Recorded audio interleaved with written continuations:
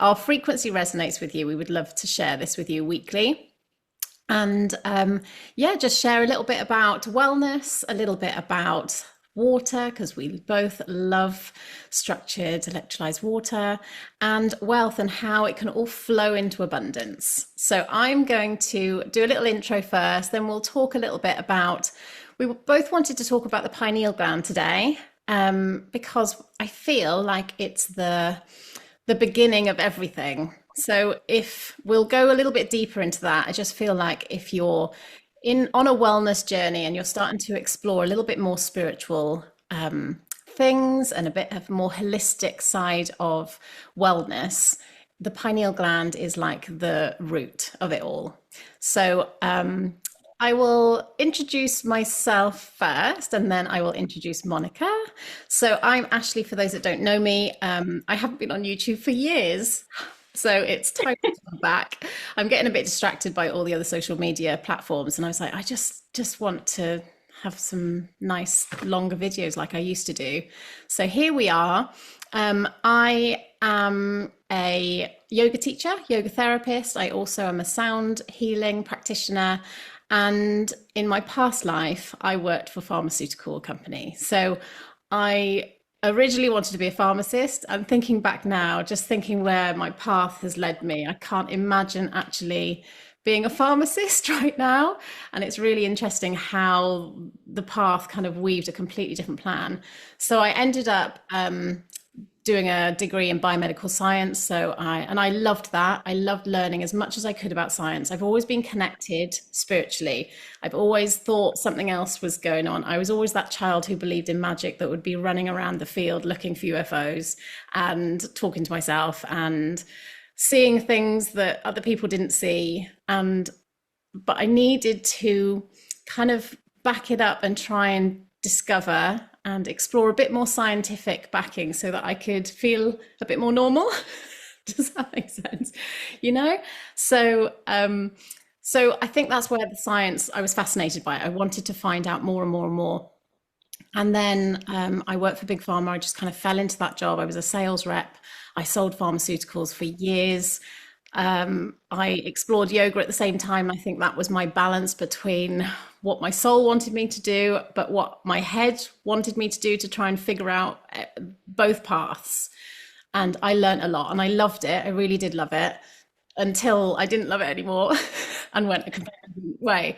So there's a lot more to my story. I've got so many other things that I did in terms of work, but yoga is my passion, and yoga philosophy and all the holistic tools that go with that, and what have I've explored since. And I connected with Monica online. First time I ever went onto TikTok, Monica popped up. So we've been connected for about 4 years, and yeah, we've just become online friends, and we managed to meet for the first time in April, the end of April this year. So that was just divine, because it just showed that our connection wasn't just a weird online thing. So I'll pass you over to Monica and she can tell you her little story as well. So this is Monica. Oh, thank you so much. Wow, your story, every time I hear it, I take a new piece of it and a new resonance with it. You know, so Ashley and I, was it 4 years ago? I mean, has it been that long? 3 or 4 years ago? I think so. I think it was, I'm sure it was 21. Yeah, and it's so funny because I that's like when I started on TikTok. Like you found me when I first went on to TikTok, and it is a testament to the reality, the depth of what we can create in the online space, this digital world where we're all connected, where really the intention of these different social media platforms is to suppress us and keep us in that box. Mhm. But we have just broken out of that. And when you share your story, Ashley, I'm Monica, by the way, there are so many pieces of it that resonate with me. I really see myself in your story in many ways. And I say that because in a past life, I was a nurse. And when I was younger, I was the kid that was running around the fields, climbing the trees, jumping in the mud puddles, looking at the stars, studying astronomy, reading books about psychics. Mm-hmm. Intuition that always deeply resonated with me as a child. And I always really felt like something was missing, like they're not telling us something. I always felt that. Yeah.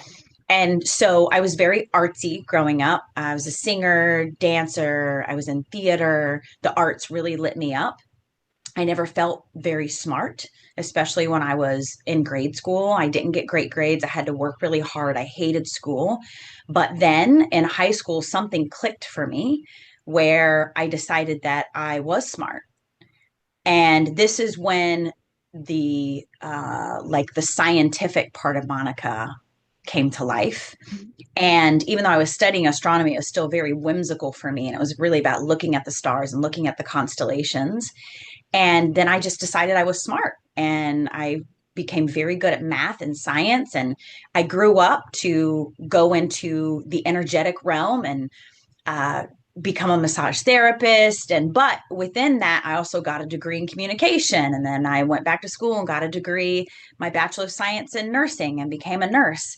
And so I, like you, was always trying to find this balance between like the mystical and the scientific. So that is something that we share deeply in common, and we kind of look alike, and we have dreams about each other. Like, yeah, our connection is really magical, y'all. It's, she's on not quite the other side of the world, but she's across the ocean in the UK, in Wales, and I'm here in Midwestern United States. And there is a deep soul connection between the two of us. And so both of us love to play in the realm of the physical and the mystical. Like, how do we bridge that gap? And this is something that really resonated with me as a bedside nurse, and created a lot of friction in my field because I was handing out narcotics, and all of these different pharmaceutical medications that weren't really treating the root of the problem for patients. It was just amplifying, feeding into that revolving door. And at some point, after about 10 years, not quite 10 years, I just couldn't do it anymore. Mm-hmm. I couldn't. My soul would no longer allow me to feed into that system. And my life blew up, really. My work life blew up. It just became very hard to function in that environment. My health blew up. I started to get hives because I was so stressed out about my home life as I became a single parent. And felt like I was carrying the weight of the world on my shoulders. And this is when I really had to surrender my problems and surrender my stress and surrender my physical ailments, and really ask the creator to show me what the new plan was. Mm-hmm. And it was all through that seed that you planted in the beginning of this, the pineal gland. Absolutely. Accessing the wisdom that is beyond the physical mind, that is beyond the physical body. And that's where my online journey began. And people really geek out on this stuff. Like, people really want to know, yes, we want to touch the magic and we want to experience the mystical, but there's something very powerful about anchoring the 3D mind in with the knowledge around these physiological processes, these things within our body that help us to actually access the divine. So that was my journey to the pineal gland. I love it. And you're right. I love how, some people think the woo-woo spiritual stuff is disconnected from the medical stuff, but actually it can be complementary if it's used properly. But also how, exploring the science behind it, there is science, the pineal gland actually exists. Like, some people are like, oh yeah, the third eye. But the third eye, if you say that, people are like, what's that? But actually that is the pineal gland. It's a small little endocrine gland in between your two hemispheres of the brain. In Indian philosophy, it's depicted by two petals, which is the kind of symbolism of the two hemispheres of the brain holding the pineal gland, which I love as well. And Also in Indian philosophy, it's called the Agna. I don't know if I'm pronouncing it properly. It's spelled Agna, chakra. And that word in Sanskrit means perception. So there's all of these things that weave together. And also you can go down the Egyptian hieroglyphs that have got um, is Eye it of Horus. the Eye of Horus or Ra? And if you cross section the pineal gland, it looks like an eye. There's so much to share about the pineal gland. I just find it fascinating. And ultimately, in modern science, it's called the biological clock, and it's connected to melatonin production. So it's Hmm. all to do with the circadian rhythm and sleep. However, that is all connected to light. And I love that connection because, when it goes dark at night, we are all programmed. We put our lights on, we sit in front of computers, we've got that fake light. So no wonder people can't sleep properly because we're not in the rhythms of nature. And the pineal gland is active when it's dark because it has all the light within it. I find that kind of blows my mind, and that's the kind of the science connection, isn't it? And it's really interesting. Yeah. Yeah, it's super fascinating. And something that comes up for me when you're sharing that is pointing back to our history in the medical system, and how if you look at the way that we treat patients and really the way that we live life, that we're encouraged to live life in general, it's all about suppression of the pineal gland. Hmm.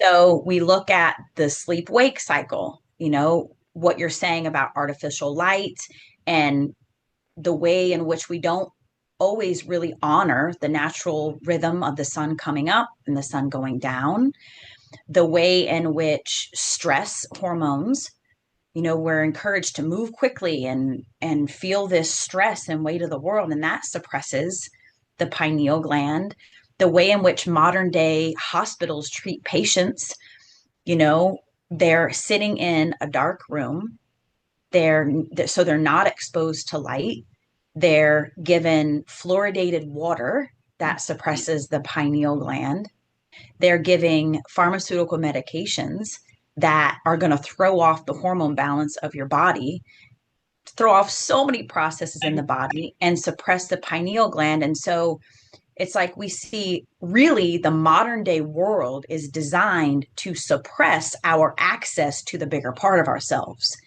And that's where all the solutions are, Exactly. right? They're not here where the problems originate, right? Because the problems originate in the 3D. The problems originate in the physicality of this world. And so, how do we go beyond that to solution as opposed to staying stuck in this energetic pattern that wants to keep flowing because we are habitual by nature? And so, that energy, we know the energy wants to flow in the same way unless we give it a pattern interrupt and go beyond the physical body. And that's the key, is there are simple ways that we can allow our pineal gland to cleanse, to activate, but it does require us to activate something new and to be very consistent and persistent and insistent that we invite in change to our life. Yeah, and I think it starts with acceptance that it's there and this stuff happens. And then once you realize, you Ah, I love that. once you do, you start to just go down these rabbit holes, right? We can go down rabbit holes of whether it's all designed to shut you off from that spiritual realm. That's a massive rabbit hole that can take you all sorts of places. Right. Good luck with that, everybody.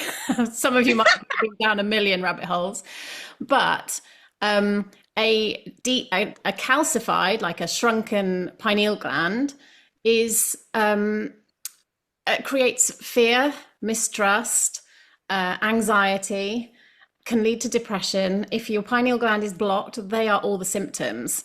So the root of this is to kind of start to do practices to decalcify that pineal gland so that you can start to feel better in your body. Because if there's so many people with fear, anxiety, worry, anger, and all that kind of stuff, and depression, and and it's all looking outside of yourself because there's a disconnection. And I just find that fascinating. And to try and work on simple tools that can decalcify this tiny little gland that apparently is like the size of a grain of rice now, but it used to be the size of an actual eyeball. You know, if you have a, I don't know if that's true, but I heard that kind of that's the Egyptian theory that it was huge back in the day before we were bombarded with all these poisons and toxins. And even in your mind, like an opened pineal gland can just you just see more in terms of your possibilities, and it's more hopeful. I think that's the main thing, that it can open up just knowing that you're not stuck. I get the impression that if your pineal gland's really closed and stuff, you just feel like this, that's it then, isn't it? You need to Yeah. expand and open up, and there are so many tools to do it. And there's one really simple one to use in yoga. It's called Nada yoga, and just to sit. And it's like a meditation, but people get scared of that as well because, you know, clearing your mind, it's pretty much impossible. You don't need to clear your mind. You just need to kind of detach and observe what's going on. And it's really nice. It's using sound. So they're my two favorite things linked together. So if you're sitting, close your eyes and just focus on sounds around you. So you start with the sounds furthest away, and you're just noticing what you can hear, and you bring your awareness closer and closer and closer to, you know, birds or whatever else you can hear around you. You might be in your house, you might be able to hear a clock ticking, whatever noise is, and then you bring the sound internal. So you start to hear your breath. You might even be able to hear your a heartbeat, and just that alone can apparently start to decalcify the pineal gland because you're starting to tune into the vibration of the universe. I love that because I love that too. I've never heard that. it's so simple. And that is, I think that's the first simplest practice because so many people do not sit still anymore. And just to take, I'm talking to myself, I've been really busy today. I was like, oh, when am I going to stop? Right now, when we're sitting here, this is perfect. Yeah. So this isn't like preaching because we know everything. This is practices that we actually put into practice because we still, you know, we've both got three kids. We are busy. And Yeah. to have these tools in your tool belt to be able to go, oh, you know, 5 minutes of nada yoga, which is just listening, just sitting and listening. It's 5 minutes. 5 minutes, it's nothing. right? And I want people to think about how many times you waste 5 minutes throughout the day. You know Rolling. what I Oh mean? my goodness. Scrolling, like we get to replace behaviors, and Yeah. then it completely rewires the brain when we're doing that. So my favorite practice is connected to EFT tapping. Hmm. So emotional freedom technique, tell us in the comments if you know what it is. It's very simple. It's something that you can actually do while you drive. One hand on the wheel. Disclaimer, don't freaking wreck. Don't be silly, right? But it gets to be very simple. Like while I'm driving, I'll have one hand on the wheel and I'll just tap my heart space. Like right here between my heart, I'll tap. And and so what this is doing is it's actually sending a signal to your amygdala that you're safe. And you don't have to say anything. You can just tap with the intention to feel safety, or you can say, I am safe. I trust. Something I like to say, like, I trust my creator. I trust, I am certain that my creator cares for me. So you get to say what feels present for you. Maybe if you've had an argument with someone, that may be kind of active in your field and in your body, and you just get to tap and kind of feel that and say, I choose a different feeling right now. And Mhm. so what's happening is the amygdala in your brain, which is kind of in the center of your brain as well, that's our fear center. And why is this important to the pineal gland? Because fear, the feeling of fear, the being in the sympathetic nervous system that is our fight or flight, that suppresses your pineal gland. Yeah. Those fear chemicals that are released in your body, it suppresses that. And we're so full of fear. We're so encouraged to be going, going, going, constantly moving, constantly in that getting shit done And being frequently. fearful of things externally that you aren't actually in your existence. They're not actually in, if you didn't see it, you wouldn't even know about it. So you don't need to be fearful about it. Your fear is not helping anyone. You can send compassion, but actually being in fear of something that might happen because it's happening over there is so debilitating, isn't it? It is. And you actually create that pathway energetically. Yeah. And this is not woo, this is science. This is where your focus goes. That's really where your reality flows. Yeah. So the simple practice of really relaxing your amygdala is what we're doing, is we're retraining our amygdala, decalcifies the pineal gland. And it's so simple and it's so effective, and it's physical and energetic. And then that's what I like about your yoga practice too, is it's more comprehensive. So when we drink better water, which is, drink non-fluoridated water, Yeah. we are decalcifying the pineal gland. When we're eating non-toxic foods, when we're eating whole foods from the earth, we are decalcifying it. And that's very much an essential part of the plan. But everything starts with energy first. Mm-hmm. And so if you're like, oh my God, I don't know how I would even get good water, I don't even know how I would pay for organic food. The important thing, the most important, is to start with the energetic, because when you get into the energetic realm, that's where all the solutions are. Yeah. Beyond the physical body. And then what happens is the pathway for you to access the physical shift, it opens up to you. Yeah. It has to. It's a law of the universe. Like, it's inevitable. It's inevitable. Yeah, absolutely. Inevitable. And that's why I do that gratitude practice, which you did as well. You introduced me to that. So just to be able to write, even that simple task is a brilliant way to start, isn't it? Just write down things that you're grateful for that are in your present moment right now. And I always say, if you can't think of anything to be grateful for, you can always be grateful for your breath. Because if you're not breathing, you're not here. So follow the breath, listen to the breath. Then you've got that Nada yoga practice, and you've ticked 2 boxes of wellness tips. I love that. Yeah. And just to, so I've lost my train of thought now. The pineal gland being affected by fear and worry and all of that kind of stuff. Once you start to decalcify it, you do get that feeling of safety. And I feel like most people don't feel safe. So they're always in fight or flight, which is then screwing your nervous system over. So it's all connected, isn't it? It's all connected. So once you can get out of that fight or flight, and have that sense of safety. So your EFT tapping, just telling yourself you're safe, breathing, telling yourself you're safe is just an amazing practice to do. And it's so easy, and everyone can do it. And in the moment, yeah, in the moment that you are not feeling safe, you start tapping, you will tap into safety. Mm-hmm. It will relax the nervous system and open you up to the bigger part of yourself. So the challenge is remembering in that moment when you're freaking out for whatever reason. It's because we got to train ourselves to react in a new way, right? So instead of like flipping out in the moment, you just start tapping, and it becomes the new you. Yeah.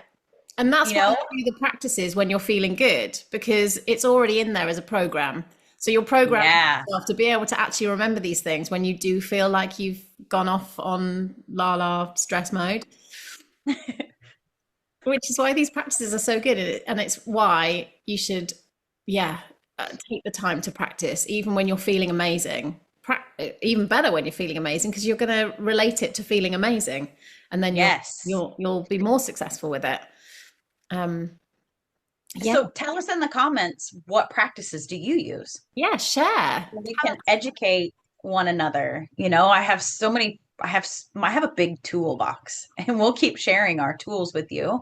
And we so appreciate you to do the same. So tell us what you're doing. Give us a new tool, please. Absolutely. Because I love it, because there's so many tools, and everyone will have a different tool, and everyone will resonate with different tools.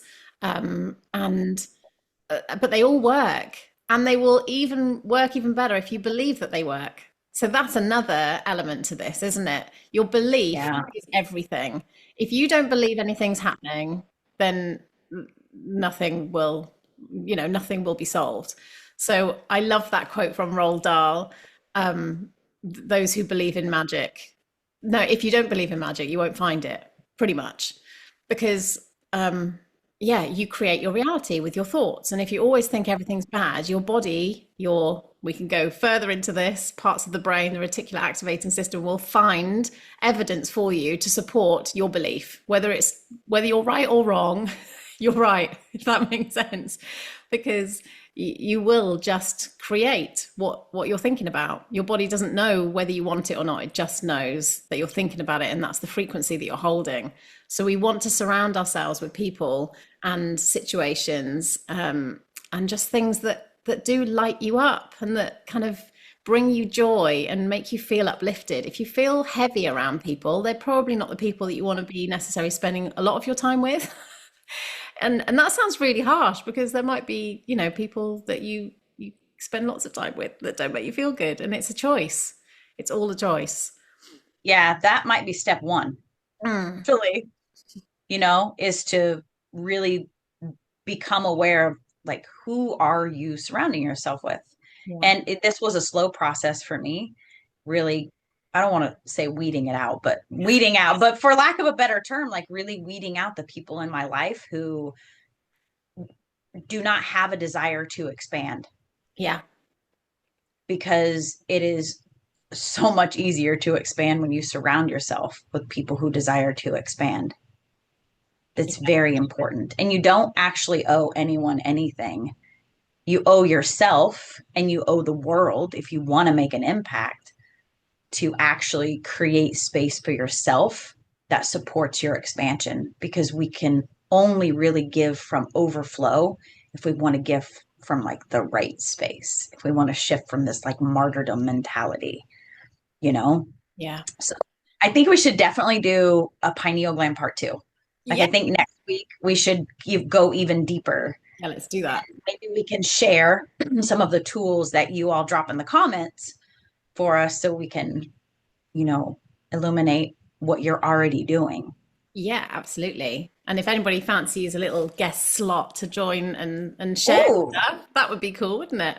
Because that would be amazing. yeah, I'd love for this to just continue, so we can just expand and learn from each other, because there's so much information out there. There's so many different tools. There's so many different people who hold so much magic, and it's lovely to learn from everybody and try and just see what tools work for you.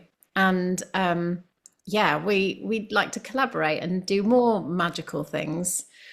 Do you want to go deeper into that, Monica? About Yeah. Yeah. Let's go deeper into that.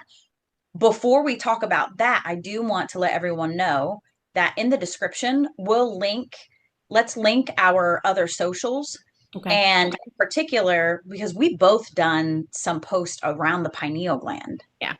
That means I have to Let's, get back on TikTok. I'm going to have to do it. you're going to have to do it. You're going to have to do it for sure. So Yeah. on TikTok, I am at Monica Painter 11. If anyone wants to check out my socials. But we've both done some fun, magical posts around the brain, and in particular the pineal gland, that will light you up. Yeah, Very fun. Very fun. that's cool. Yeah.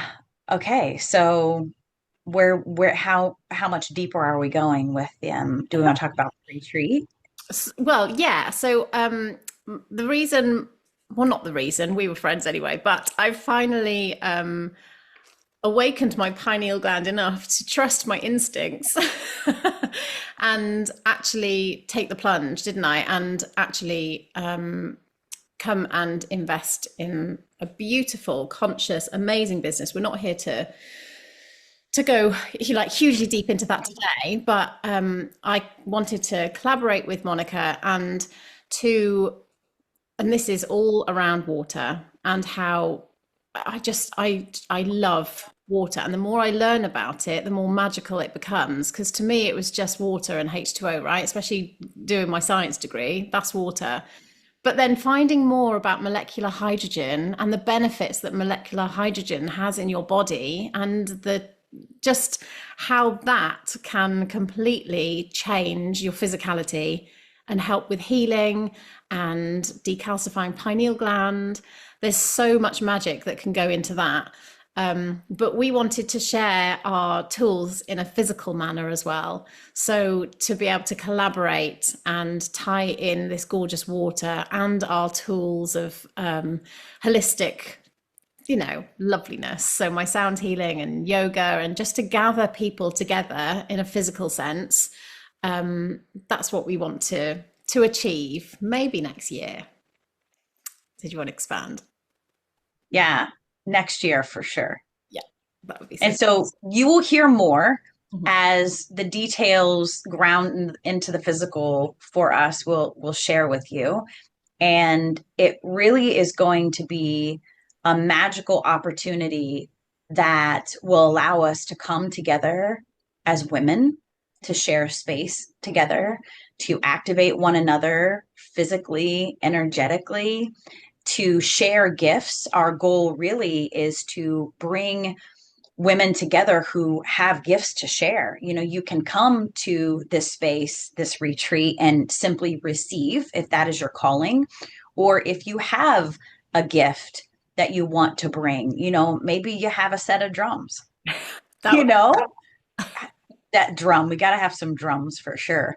be good. Maybe your gift is culinary in some way, and there really is no limit to where we want to go with this, that we just deeply desire to bring women together in collaboration with the intention to heal our physical bodies, like deeply fully nourish our physical bodies in every single way, from every angle at this retreat, to deeply connect with our creator and allow the light of God to flow into our lives and activate our soul missions, and to support all of that with the highest frequency water, because we are water.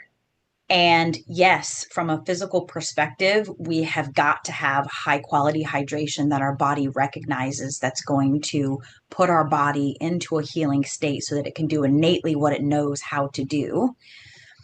But from the bigger perspective, energetically, we are frequency beings. And the level of light that is coming into the earth right now, the question is, can your physical vessel hold that light? Because if you think about your physical vessel as like a cup, Mm-hmm. right? That cup is a certain size. And when you're pouring in light, we'll call it water right now, when you're pouring water, light into that physical vessel that is your body or the cup, at some point, it's going to overflow. And so, yes, we want these light codes, right? Like we want to connect with like the Schumann resonance and all of the amplified energies of the earth. But how can we provide space through things like this, but then also physically coming together in a retreat space to allow us to prepare our physical vessel to hold the light that is coming in? Because if we can't hold the light, what happens is there's overflow, right? There's chaos. The vessel can't hold all of that water, and then there's flooding and all of these things. If we prepare our vessel intentionally, consistently, persistently, then we actually get to create this heaven on earth. And that's what we want. Like, we want to help you create your version of heaven on earth. That's the goal. It looks different for everyone, but the tools are the same, Mm-hmm. right? The energetics are the same. The frequency is the same. And so it's like that. I feel like it's this kind of culmination, this kind of pinnacle moment every year that we want to create this magical space to, we all just get to erupt. We get to all erupt in this beautiful retreat experience. So keep watching. Keep watching. Keep your eye on this space. I love it. So we'll be back every Wednesday. If you're in the UK watching this, it's 2 p.m. So for those who have got school runs to do, we can still go and pick up the kids. That's why I chose this time. And for Monica, 9 a.m. 9 a.m. Eastern. amazing. Amazing. And it's going to be recorded and it's here, so you can catch up on all the episodes, and we'll just see where we go. But pineal gland type Episode 2. Yes. That's very exciting. So we'll put links in descriptions for socials and all that kind of stuff. Write your comments. We would love to respond to them and just see, um, yeah, what tools you use and how you felt about this conversation. And if there's specific subjects that you'd like us to cover, that's a good challenge. Yes. And we'll Yes. see what we can come up with. Because yeah, it's just really nice to, the more you talk about it, the more you realize how much information you've actually restored and how much you actually know and how much you can share, which is lovely. So there we go. Yes. It feels good. Yeah. Happy Wednesday. Me and my Happy friend, Wednesday. yeah, we call each other every Wednesday and call it a Wednesday waffle. So, but we're not waffling here. I love it. Oh my gosh. Thank you so much, everyone. Have a beautiful day. Yeah, see you soon, everybody. Right, I've got to figure out how to go off live now. Wish me luck. Okay, I found it. All right, take care, everyone. Bye.